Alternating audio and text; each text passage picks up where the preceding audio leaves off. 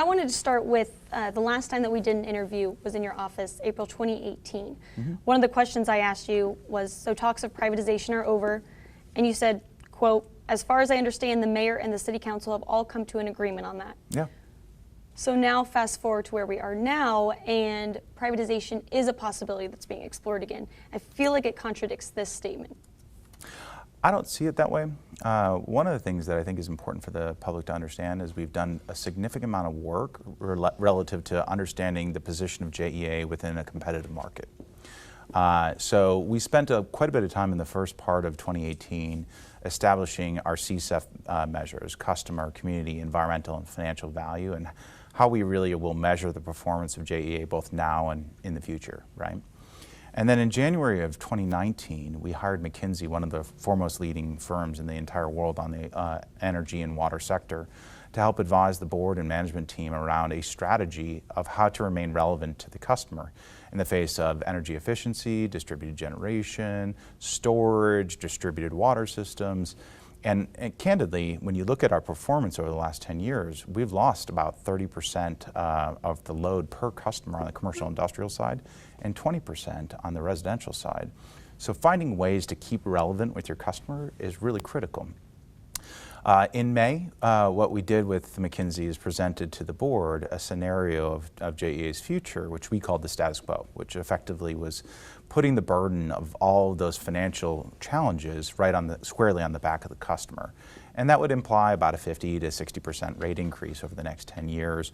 Or we could cut the contribution to the city to zero and effectively be able to reduce that to about 40% rate increases. The board didn't think that was a reasonable response or a reasonable outcome, and so they asked us to produce a management response. So July, we came back with a traditional utility response, and that's effectively cutting costs, so absorbing the cost internally, becoming more efficient, cutting overhead by about 600 jobs, including myself and about 10 of the senior leadership team members, and really allowing the business to be designed to shrink as the competitive markets grow around us. In July, the board said that doesn't seem like a reasonable strategy either. Perhaps you can look at other growth initiatives. So at the July board meeting, we presented two ways to deal with the constraints that JEA has that is impeding our growth. The first was looking at constitutional statute and charter changes, and how would we go about over a 5 to 7 year period of lobbying to be able to have those policy changes. And then the second was really looking at perhaps the root problem is not being community owned, but being government. Because a lot of the constraints are created by the government organization that we currently operate underneath. That being said, what I'd like the community to know is that while we have the authority now to go investigate all the potential scenarios that were laid out in July, the traditional utility response and remaining government and shrinking, that's not off the table. And so no decision will be made quickly. All we're going to do is collect all the facts and data for the entire community to be fully informed about what JEA can look like going forward. So I understand you were responding to the study from January and presenting those different options. But just going back to what you said last year, do you think what you said was, did you speak too soon then? Because I understand you're describing the process of how we got here, but to me, when I said talks of privatization are over, and then you said that they came to an agreement on that, do you think that you spoke too soon since they're not technically over because we're looking into the possibility of it again? Yeah, I could understand how there might be a misconception there, but the mayor and the city council had made a statement that they were not pursuing privatization, nor is JEA at this time. All we're doing is evaluating what the potential future outcomes or future scenarios or organization and operational activities of JEA might look like. That being said, I think it is important for the community to understand, and it's a policy question. Do you want JEA to be designed to shrink, or do you want it to be designed to grow and be prosperous in an ever-changing market? I think today, and as you might know, for example, as you go through education, you learn new things as you do more research, right? So I think what we're doing now is just being pragmatic and having a methodical and deliberate dialogue that's open and transparent with the community about what potential opportunities lie in front of us and what challenges lie in front of us and how can we confront them head on. You talked about constraints. What kind of constraints are there that were limiting the growth of JEA? Sure. So, for example, there are some constitutional constraints. For example, government entities in the state of Florida are not allowed to lend credit to private entities for the benefit of private entities. For example, and there's an exception to that for utilities to build power plants. And so that makes a lot of sense, right? Because some 50, 60 years ago, when this segment of the Constitution was put in place, what was government doing but building a lot of power plants? So that exception existed. However, if we wanted to get into the distributed solar or storage markets and lend credit to you as a private individual or to companies for their benefit, which is effectively the business model of solar and storage today, that'd be very difficult. Or even into getting into the market of electrification for electric vehicles on road.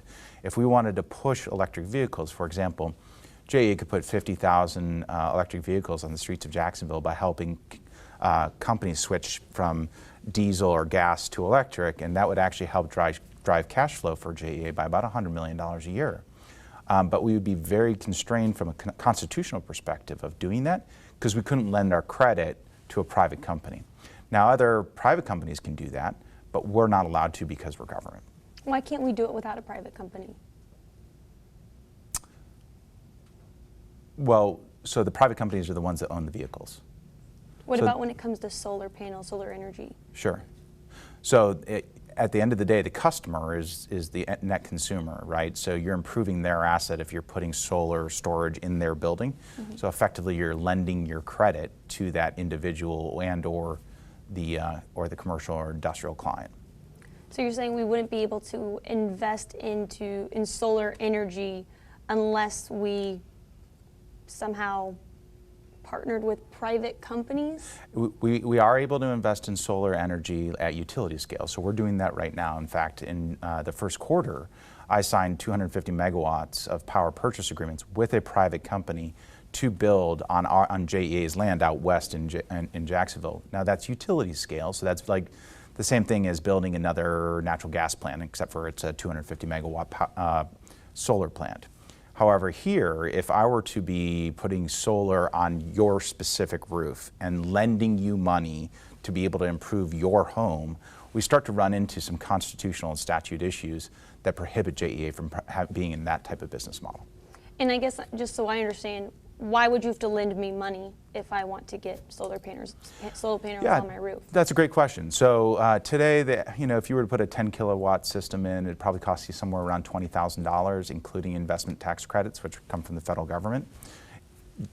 If you have an extra $20,000, do you want to put it on your roof, or do you want to go on a vacation or invest in your own retirement, or buy a new vehicle, or put it to the education of your children?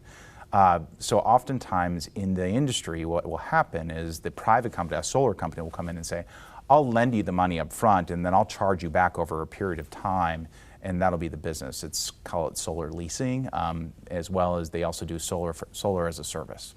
Have you looked at, are any other public utilities out there utilizing solar energy or investing in solar energy without privatizing or selling any part of their utility? So a lot of the IOUs are all heavily into this business, as you might have seen. Some of our competitors, I call them competitors, but have made large announcements of putting solar out there. The reality is utility scale solar is still far more economical than residential or commercial scale. But what you need to know is that the utility scale solar doesn't deal with the disruption of the technology for you, the consumer, who might choose to put in effectively what is your own power plant behind the meter. Once you do that, we effectively have lost you as a customer forever. Does it make sense? It does. So last year, and I have another quote just from our interview, just so I can quote you exactly. You said, what we're talking about here is how JEA can remain relevant to our customers. We have the ability to grow jobs and provide services that we haven't provided in the past. And that was a quote continuing off of talking about solar energy, investing in new technology. And you talked about that a lot last year, but I feel like we were never told about the need to get outside of these constraints, or the need to possibly have some privatization, to lend money. It seemed like solar energy was going to increase jobs, and it was going to be through just JEA as it is now. Sure. It's similar to saying, I'd like to plan a trip to New York. We both can agree that you want to go to New York, but then you start doing the investigation of how do you go from Jacksonville to New York? And there's ways where I could take a plane, I could take a train, or I could take a car. And you start to investigate the different scenarios, how much would they cost, right? And then you also start to plan your route. The work that we've done over the last year is very similar to planning a trip, and you start to break it all down into its segment pieces. And what we found as we started developing the business plans around each of the different emerging technologies and how could we start getting into those new business lines for customers, what we found is we either had constraints from a constitutional perspective, a statute perspective, a charter constraint, some sort of policy constraint, or a business organizational constraint. So it wasn't that we ended up with we didn't end up in a position where we said, well, privatization is the only answer.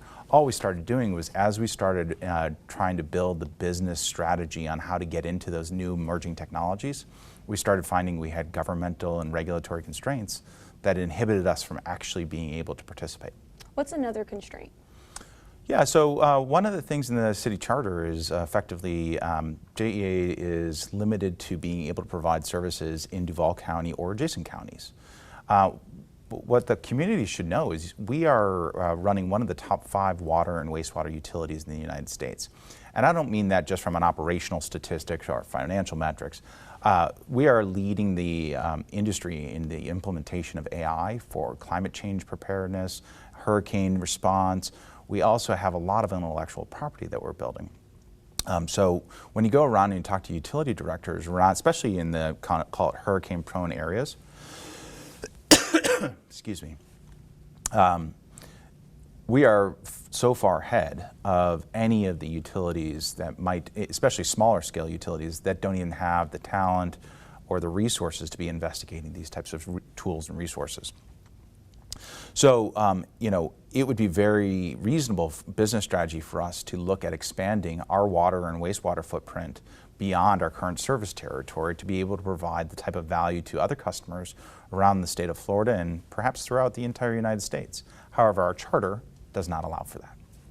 So you're wanting to expand, but at the same time, I feel like there's been a picture of JEA that's been painted as doom and gloom over the past several months. So how would a charter constricting, expanding JEA coincide with, at the same time, we need to explore privatization and selling and merging because JEA's numbers are going down? So I don't think there's actually been a picture of doom and gloom. That's certainly a storyline I've seen, you know, played out in the media. What we've been doing is putting out the facts, which is in the face of constraints, we have only a certain number of resources we can do: raise rates, cut costs.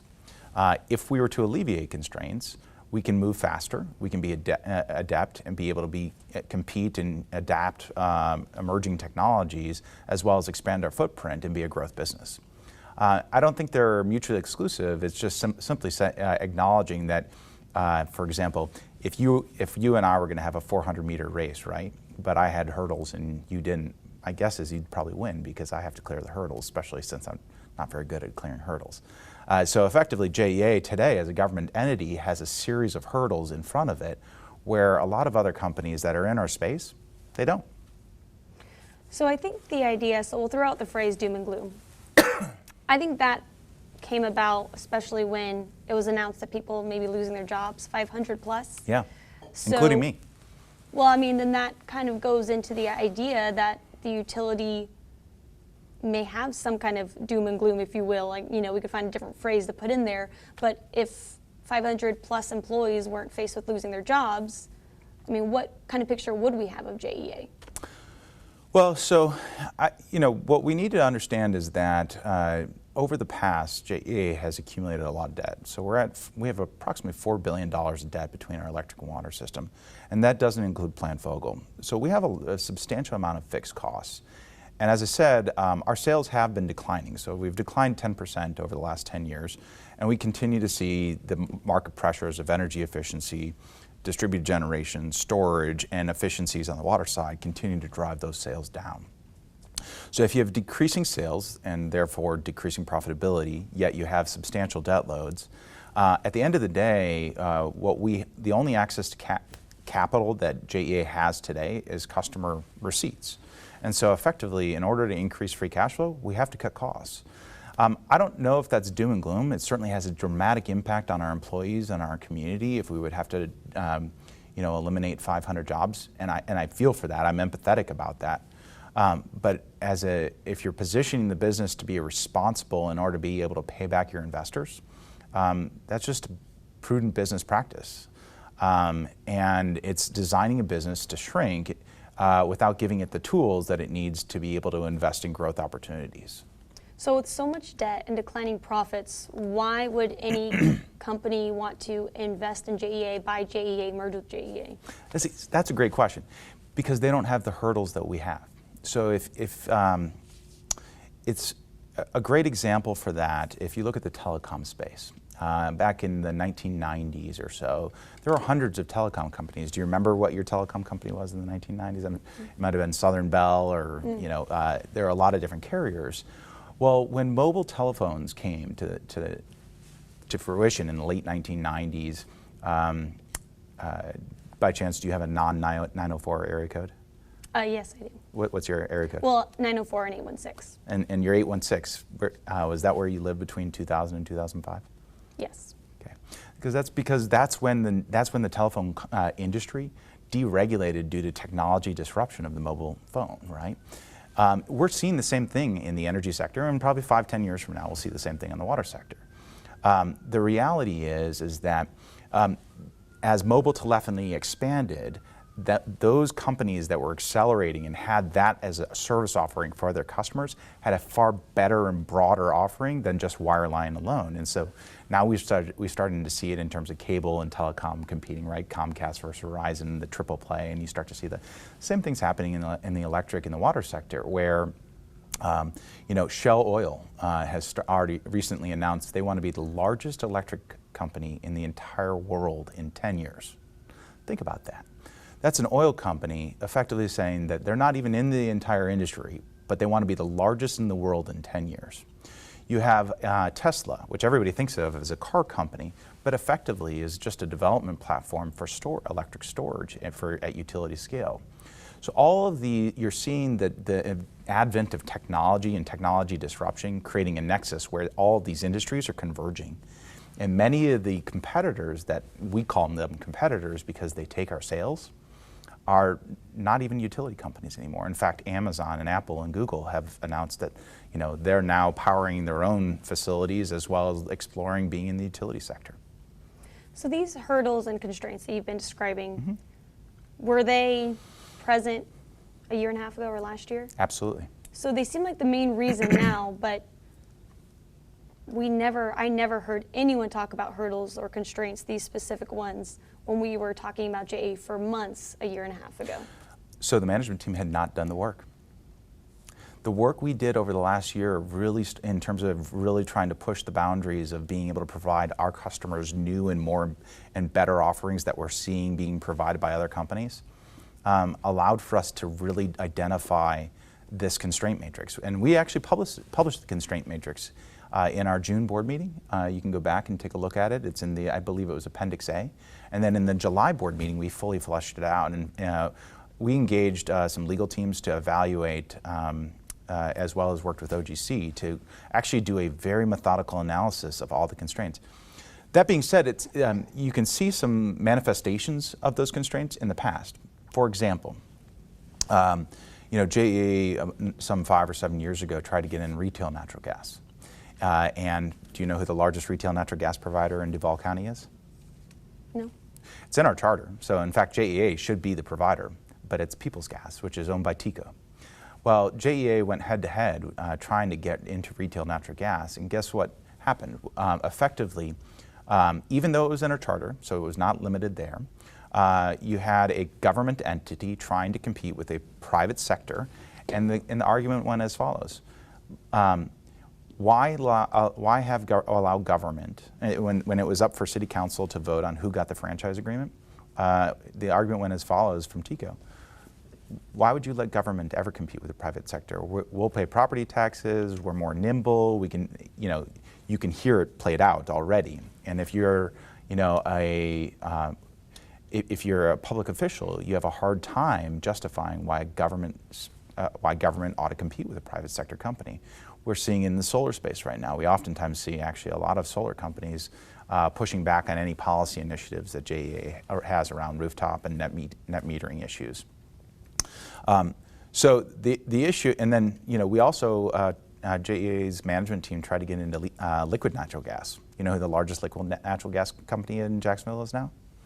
No. Southern Company, a Georgia utility. And JEA tried to get into that. In fact, actually, when we tried to get into that, our sunshine laws were used against us.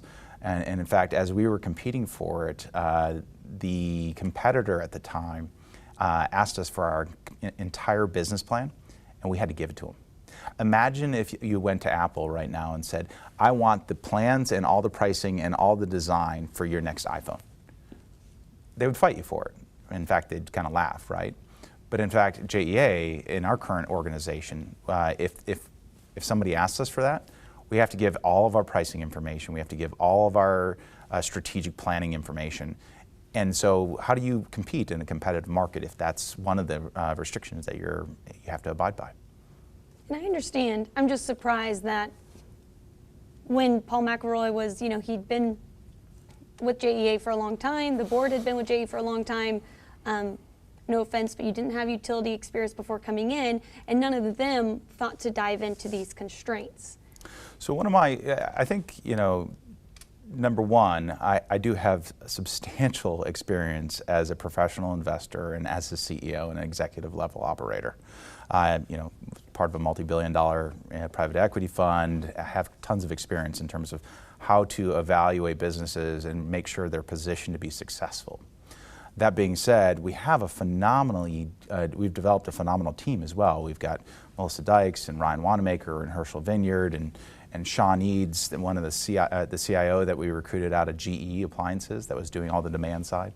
So we've built the great team to be able to take care of our customers today and ultimately start having the question of the future. I do think it's a challenge for public power. One of the things that we ran into, that I ran smack dab into when I first entered as the interim CEO, was the concept that JEA is not for profit, and therefore it makes no profit, which is interesting because we make about $850 million a year in EBITDA, which is a good metric, financial metric for profitability. In fact, it's been declining on us. And you need to make sure that you're focused on profitability, especially when you have $4 billion in debt. That would be like saying, your take-home pay doesn't matter if you have a big credit card bill. Certainly it matters, right? So I think the issue is that perhaps what I did was bring a level of transparency and clarity for the entire community to see the challenges that, to your point, they're not new. They've been around for 10 years. They just haven't been out in the forefront, and they haven't been discussed by the management team and the board to make sure that JEA is truly positioned to be successful, not only today or 5 years, but for the next generation of Jacksonville. And last week, just 2 days after the board voted to option 3, 2 days after that, we found out that there were legal and financial consultants that were brought on board to help put JEA out on the marketplace. When were they solicited and officially signed, since it came out just 2 days after that board voted? Great. So first, let me correct the question. Sure. It's not putting us on the marketplace. They're advising us on how to evaluate all the scenarios that were put out as scenarios. With solicitation. Yes, to help us run a competitive solution. Okay. And that includes true community ownership like a co-op, that includes an IPO, that includes it includes a whole suite of different scenarios that have yet to be evaluated by management. Secondly, Morgan Stanley and JP Morgan have been banking relationships for JEA for probably over a decade. In fact, JP Morgan is one of our single largest creditors with a $500 million revolving line of credit with us. Mm-hmm. Shows you the amount of faith they have in our management team. So those engagements in terms of procuring their services, they've been in place well before my tenure. Pillsbury as well. Foley was probably the only new one that started working with us on employment-related matters because of their expertise for Florida law and employment and collective bargaining, because we knew those would be issues as we started to try and take care of all 2,000 employees and give them the assurances of their certain future in the face of JEA's uncertain future. So in terms of the procurement, those have been done a long time ago. With regard to the exact engagement, the law firms we had engaged after the June board meeting when given by the direction by the board of directors to help evaluate how would we deal with the constraints, specifically thinking about also employment related matters in terms of retention and pension and other things like that. But the banks, I didn't sign those until some 2 days after the authorization from the board of directors. But you'd been in talks with them for a little while. We actually went and talked to a couple of our different banks and said, you know, and to be clear, we did the work based on whatever scenario the board chose in July, whether it was scenario 2A or 2B or 2C or 3. We were completely prepared to start executing on any one of those scenarios. So we had given the appropriate advisors the heads up that in the event we'd move for scenario 2A, which was 600 layoffs, we had severance packages, and we had developed all the programs that necessary to communicate with employees, and we're ready to start engaging, you know, from a collective bargaining perspective on that. So what I think the community needs to know is you had a prudent management team that was prepared regardless of the outcome of the board. And talking about those scenarios and talking about community perception and what they can, you know, being transparent, to me, the options when a board is faced with 600 layoffs and exploring privatization, merger, sale, it seems like those don't balance each other out, because in my mind, I'm just, you know, why would they ever go with 600 layoffs, you know? If they're presented with laying off 600 people or exploring privatization and merging and selling, it doesn't seem like a fair option. So I think that's an interesting observation. We have some people in the community that actually have a fundamental policy belief that JEA ought to be designed to shrink, that it's government, and we certainly have that opportunity to be able to design to shrink, and that does imply cutting costs, reducing overhead, and shrinking as the market around us shrinks or grows. I certainly, it sounds like you share my own personal fundamental beliefs, which is you've built a phenomenal business over a 125-year period. Why just throw the towel in now? That makes no sense, right? Especially when JEA is such a strong business today. So I think then what it looks at is it says, okay, in the event we can effectively go after dealing with JEA's statute, constitutional, and charter constraints in two ways. Number one, we can engage lobbyists and embark on constitutional changes, which will require us getting 800,000 signatures for every constitutional change. It costs about $10 to $20 million and has a relatively low probability of success. In fact, I think the last legislative session, there are maybe 90 or so constitutional changes proposed, and 0 were passed. So, you know, there's some risk associated with that as well. And in terms of looking at scenario number 3, which is restructuring or recapitalizing JEA to be able to eliminate the constraints, I don't think, you know, there is not a foregone conclusion that that will ultimately be the outcome. And I think that's the exact reason why the board set the table stakes, or those minimum requirements that I handed you, that really said, look, if you are going to have a transformation of JEA from a 125-year history to something else, then you need to have some remarkable results. And being able to deliver our customers $400 million in rebates was about $1,400 per customer, per household, while also maintaining rate stability by providing all 2,000 of our employees stability in their retirement, as well as stability in, from a retention perspective, and 3 years of guaranteed compensation and employ. Being able to provide the city of Jacksonville and Duval County Schools, renewables, and the entire region 40 million gallons a day of alternative water, making Jacksonville the leading water city in the state of Florida when it comes to water supply. As well as being able to set aside and say, in the event you do restructure JEA, that you would guarantee that the city were to get over $3 billion in cash, as opposed to the $2 billion it has today from the contribution we make. I think those are remarkable results, and there's certainly no guarantee we can deliver that. But the board, it's similar to the insurance policies we put in place to help protect our employees. I think the board acknowledged that if it's going to explore this, we better deliver transformational results that are once in a lifetime. So between the options then of something costing maybe $10 million, 600 plus employees, didn't you say the first option could cost up to $10 million, right? Which one? The first scenario? Status quo? Yes. $10 million. When you said exploring what did you say was $10 million? I thought you were describing the different scenarios. So the first option is status quo, right? Correct. Status quo, which would be increasing, so effectively maintaining our cost structure the way we have today and increasing rates ratably in order to make up for decreases in cash flow. So increasing rates on our customers by about 50 to 60%. So maybe I misheard, but my point is, so the first option then is raising rates on customers. Absolutely. Second option is 600 plus employees losing their jobs.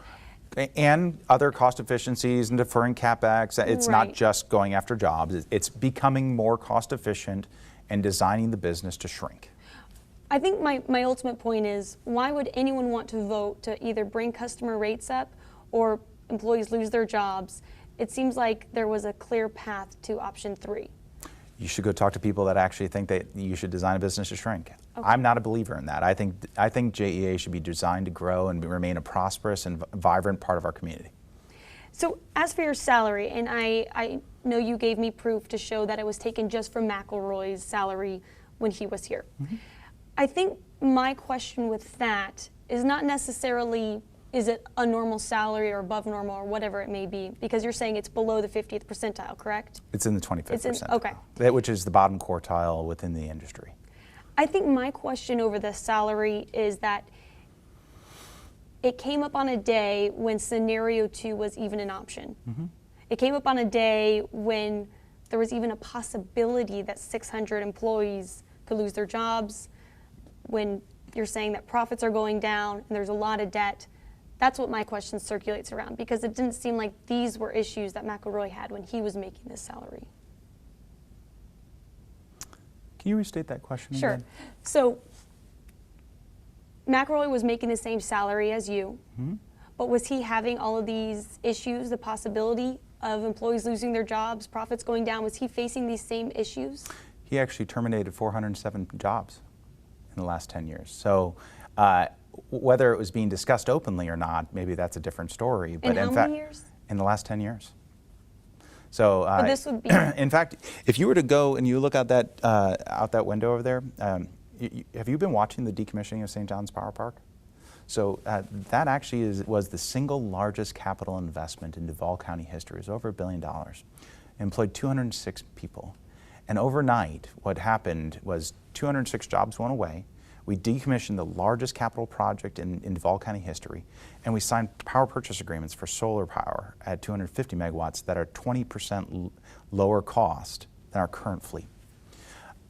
Whether that was really, I think all I've done is shine a light and say, look, we're in a changing environment. Let's just be transparent and tell everyone the facts. And it can be scary at times, which is why we had a need to really provide our employees those retentions as well as the pension and retirement, because we owe that to them, right? They come to work and they do dangerous work for us, and they take care of our customer day in and day out. And it's, I will tell you, I've gone out and talked to a lot of our employees. They have a high degree of angst around what's going on with JEA, and I feel that. And so my job as the CEO is to take care of them so they can take care of you. And my promise to them was always that I won't ask my board to put in place a contract for me if I don't get some sort of protections for you. And just so I can clarify, so he cut 407 jobs around that over 10 years, but the 600 plus jobs that were discussed in scenario 2, what was the time period for that? Probably in the next 2 to 3 years. Okay. God willing, we as a community rally around JEA being a growth business, and we don't have to do that. That would be my personal desire, is that we find a way to work together and have an adult and collaborative conversation about how do we design and organize JEA to be a prosperous entity in the face of a changing market. And I know that you probably run out of time, so I'll wrap up my questions, because how much time do you probably have? I don't want to go over. Listen, it's important to me that the entire community gets the facts and has the ability to have the information. So take the time you need. So Article 21 of the city charter talks about 10% or more of JEA assets. If that were to happen, it has to go to city council, but ultimately to Duval County voters. Correct.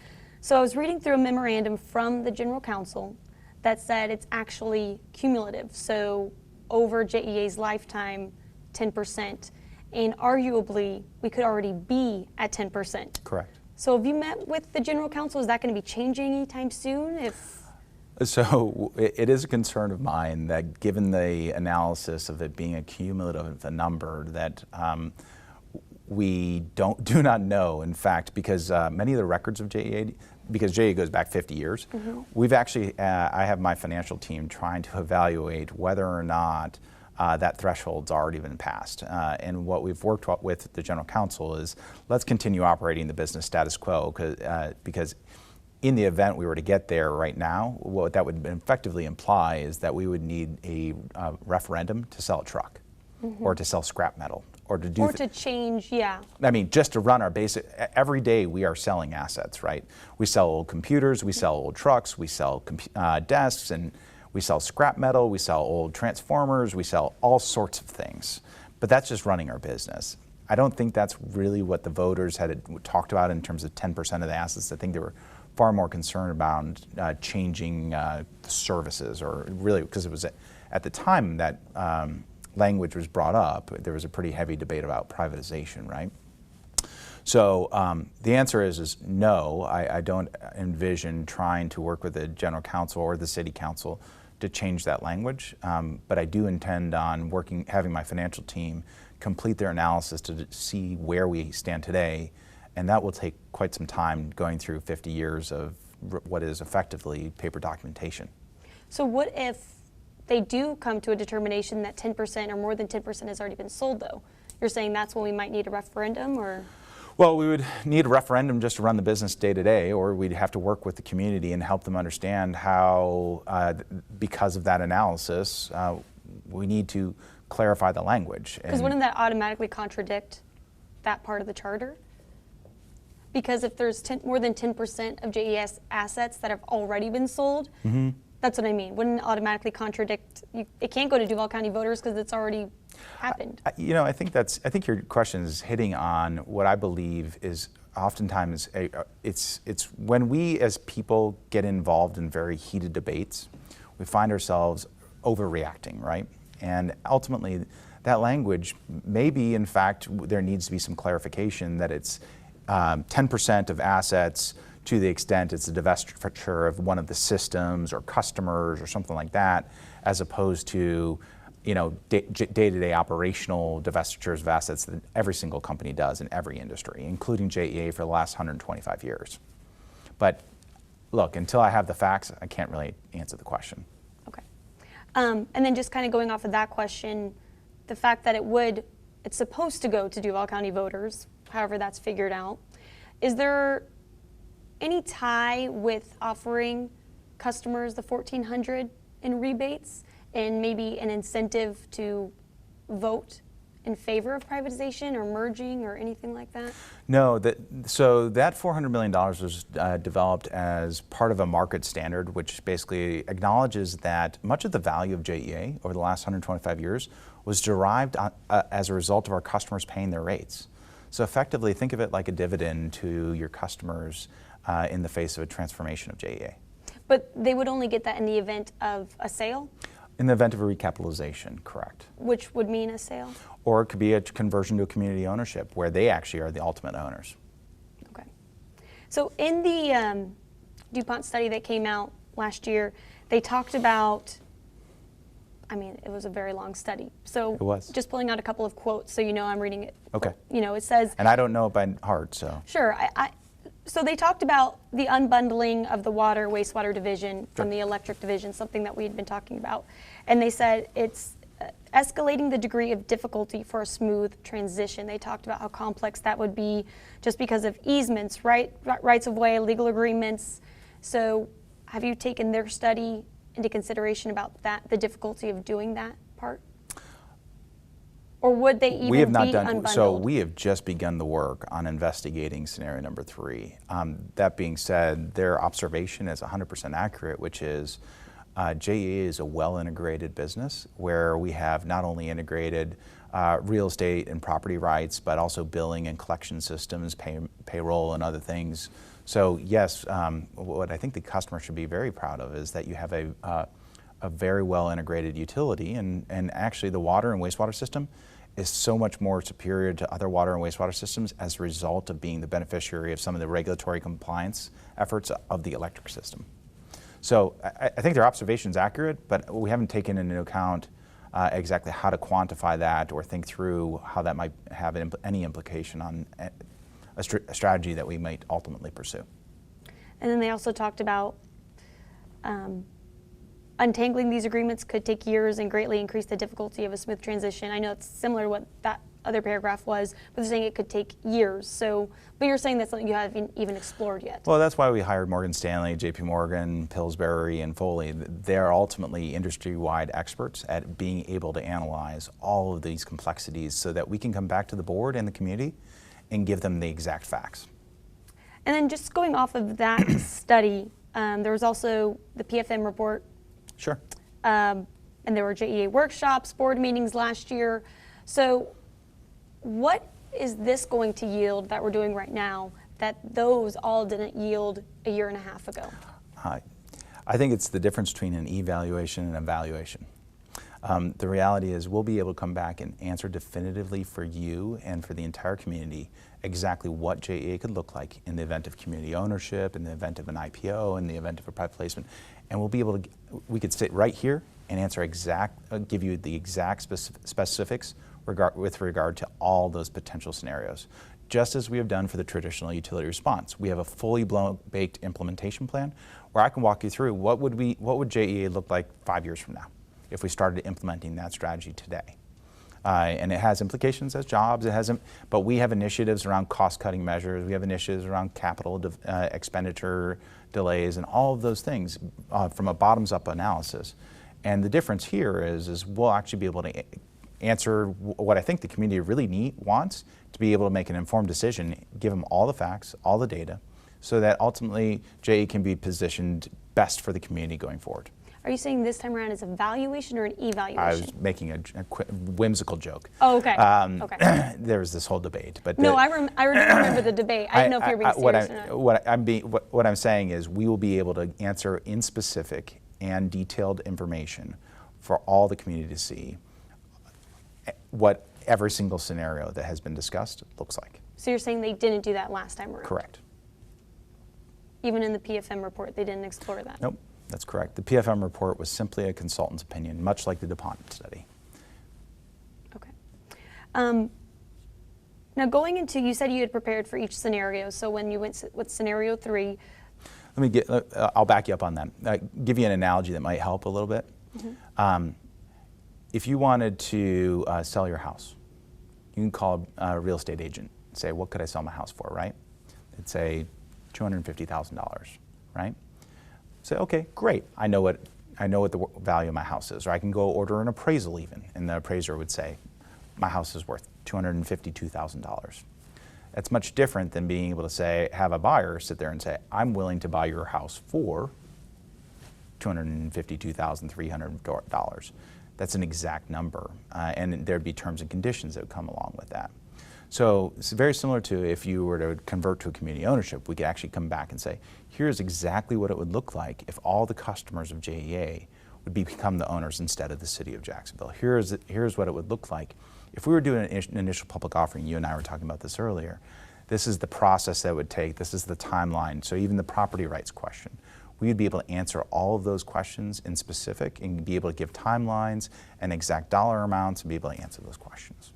And using that same analogy, putting a sign in your yard that's for sale, someone comes back with an offer, you're saying it's not a guaranteed thing that you're going to take the offers that come your way. It's just...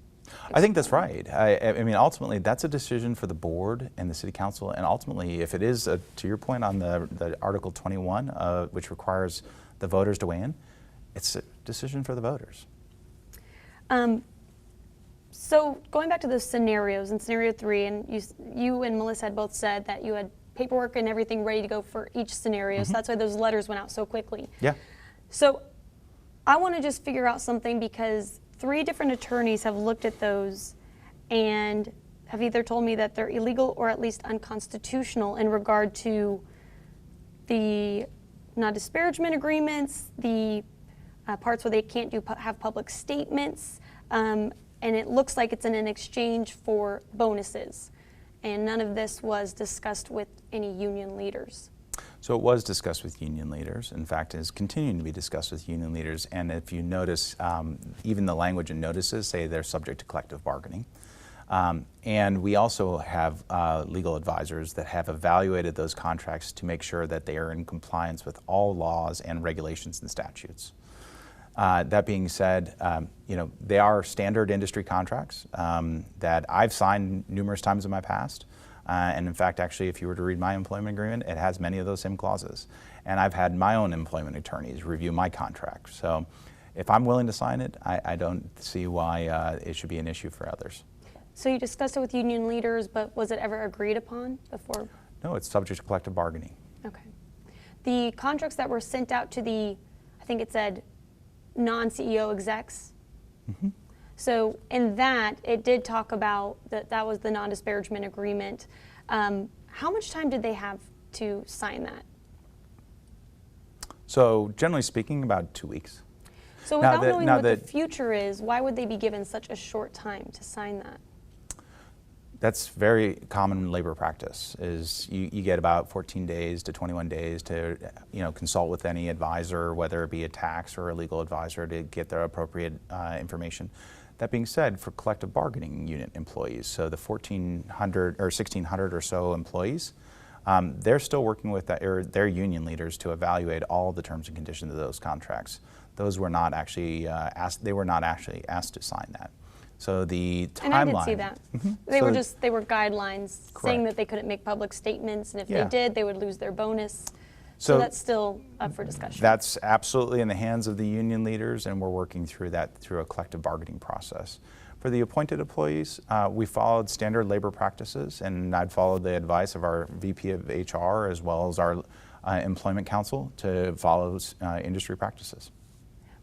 But just in going back to my question, and maybe you wouldn't answer it differently, they would be given 2 weeks to sign something without even knowing what their future is. That's standard labor? Actually, signing that actually gives them certainty. The contract itself provided a degree of certainty for the employee. It's effectively giving them a benefit they don't currently have. Right, without knowing who the company is going to be with in the coming months or year, and it also said they could be terminated at any time. So if you were an employee, which would you rather have? A contract that actually protects your salary and provides you a bonus and protects your retirement package, or not, or none at all? Well, I think that's the point, that they don't really have much. Why wouldn't they not sign it? But they're signing this deal without even knowing what the future holds. Do you sign insurance contracts for your automobile or your house? Yes. Same thing. So, but I'm in control of that. They're not in control. They are too. It is their choice as to whether or not to sign it or not. But it's not their choice whether or not the company merges or is privatized or sells a part of it. Well, they have to the extent they are a Duval County voter, they have if it were to go that route, they would have the ability to vote. Once the charter's worked out. Isn't that the complexity of JEA? It's kind of fascinating that we have, a company that has so many connections with our community, yet when you look at it as a business, we're taking very prudent measures to make sure that we also protect our customers from increasing rates, that we protect the environment, remain a very good steward of the environment, that we protect the community and the city contribution, which ultimately represents over 10% of the budget of the city, right?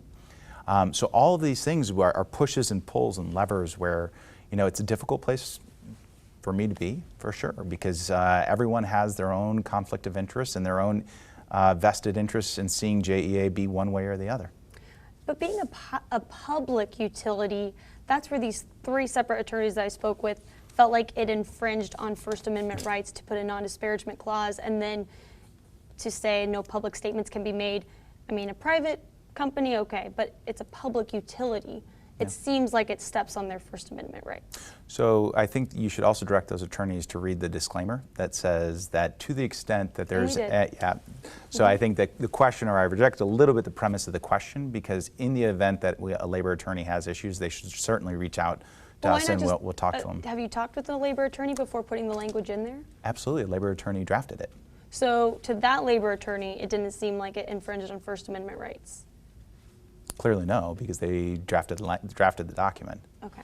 So the disclaimer is just to put out there if anyone ever, if it was ever brought to a judge or anything, that would kind of protect JEA in that contract because of the disclaimer. So let's also be very clear about why that's necessary, right? JEA has about $4 billion of publicly traded debt that is governed by SEC regulations. So to the extent you're an employee and out there talking about JEA and it causes one of those investors to make an investment decision, you, an employee, actually may have a liability because an investor may have traded on information they obtained from you. So it's both there to protect the value of JEA for the community and for our customers, as well as to help protect employees.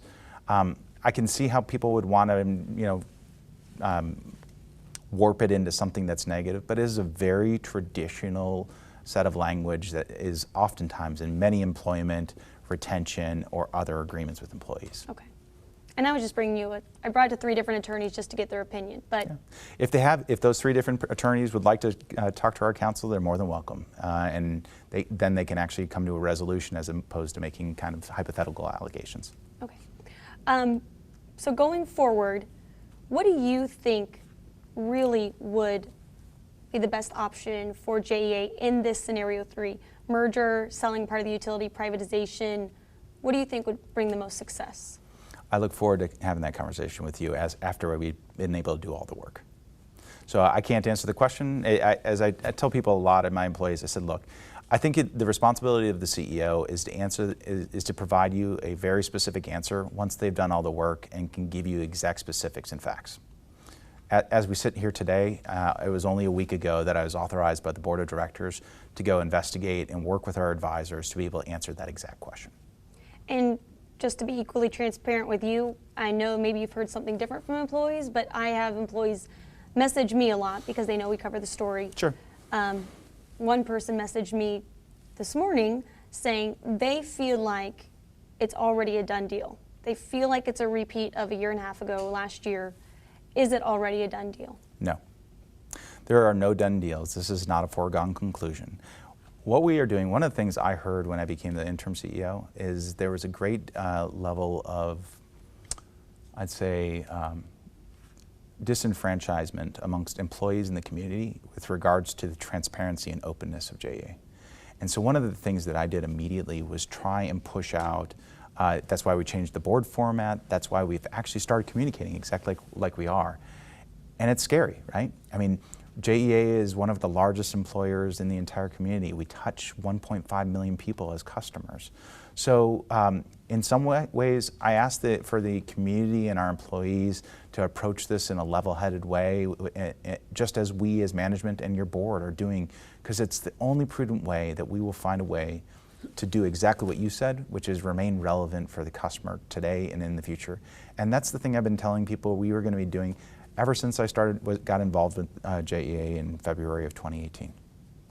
Just to kind of come full circle here, if we did go down the path of selling, privatization, anything that involves selling a part of JEA, if it's approved, where would that money go toward? What would it go toward? Do you know? I mean, obviously paying off debt, but the money that we get from a sale. I think you should interview the city council and the mayor. That would be their decision. Ultimately, proceeds would go, we have about $4 billion in debt that we'd have to pay off. It would go towards the retention payments to our employees. It would pay our advisors, transaction costs. It would go towards shoring up the pension, and so long as city council passes the proposed legislation. So there'd be a payment necessary in order to the city pension to help increase that benefit. And then you'd have that $400 million to customers or more. I think that was a baseline. So it may be $400 or $500 million to customers, depending upon the ultimate transaction.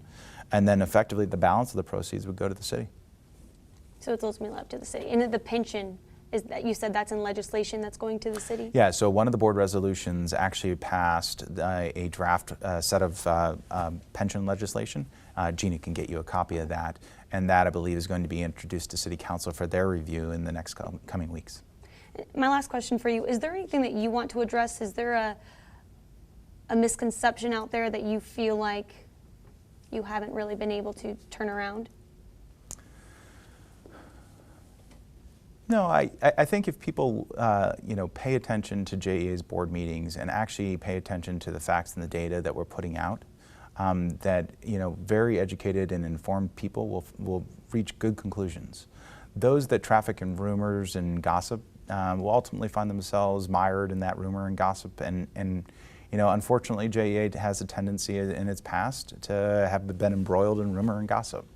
But I think what we're doing is, as a management team, as a board of directors, we are engaging our community head on and being able to talk to them about the challenges and opportunities that lie ahead of us. And yes, I think there is a very specific policy question that everyone in this community should start asking themselves.